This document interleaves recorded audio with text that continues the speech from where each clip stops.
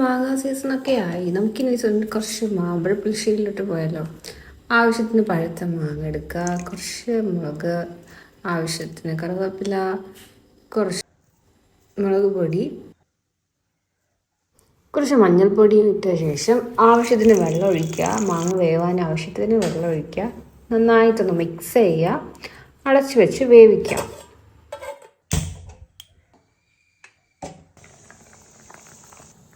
മാങ്ങ നന്നായിട്ട് വെന്ത് വരുന്നുണ്ട്. മിക്സറിലോട്ട് ആവശ്യത്തിന് തേങ്ങ ചിരകിയതും കുറച്ച് ജീരകം ഇട്ട് ഗ്രൈൻഡ് ചെയ്ത് അത് മാറ്റാം. ഇത് നന്നായിട്ട് വെന്ത് വന്നിട്ടുണ്ട്. ഇപ്പോൾ വെള്ളമൊക്കെ നന്നായിട്ട് വറ്റി വന്നിട്ടുണ്ട്. പിന്നെ കുറച്ച് ഒന്ന് ഇളക്കി കൊടുക്കുക.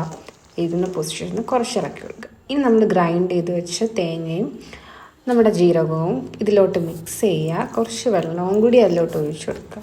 ഇതിനെ നന്നായിട്ടൊന്ന് മിക്സ് ചെയ്തെടുക്കുക. ആവശ്യത്തിന് ഉപ്പും കൂടെ ഇട്ട് കുറച്ച് നന്നായിട്ട് തന്നെ മിക്സ് ചെയ്യുക. കാണുമ്പോൾ ഇച്ചിരി മെസ്സൊക്കെ ആണെങ്കിലും ടേസ്റ്റ് എന്ന് പറയുന്നത് ഭയങ്കര സൂപ്പറാണ്. കുറച്ച് മധുരം അല്പം കൂട്ടാനായിട്ട് കുറച്ച് ജാഗ്രി ഒഴിക്കുക. അത് നന്നായിട്ട് മിക്സ് ചെയ്തതിന് ശേഷം അവസാനം തൈരും കൂടെ ചേർത്ത് നന്നായിട്ട് മിക്സ് ചെയ്യുക. ആ ഗ്രേവിയും മാങ്ങയും തൈരും എല്ലാം മിക്സ് ആകുമ്പോൾ നമുക്ക് അടുത്തൊരു താളിപ്പിന് വേണ്ടിയിട്ട് കുറച്ച് നെയ്യ് ഒഴിക്കുക. കുറച്ച് കടുക് പൊട്ടിക്കുക അതിലോട്ട്. അതിന് ആവശ്യത്തിന് കുറച്ച് ഒരല്പം ഉലുവയും കൂടെ ആഡ് ചെയ്തിട്ട് അതിലോട്ട് കറിവേപ്പില ഇടുക. ഇതെല്ലാം കഴിഞ്ഞതിന് ശേഷം ഒരല്പം മുളക് പൊടിയും കുറച്ച് മഞ്ഞൾപ്പൊടിയും ചേർത്ത് ഇത് ജസ്റ്റ് ഒന്ന് പച്ചമണം ഒന്ന് മാറ്റിയെടുക്കാം.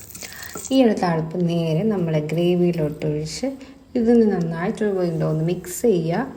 ഇതിനടച്ച് വയ്ക്കാൻ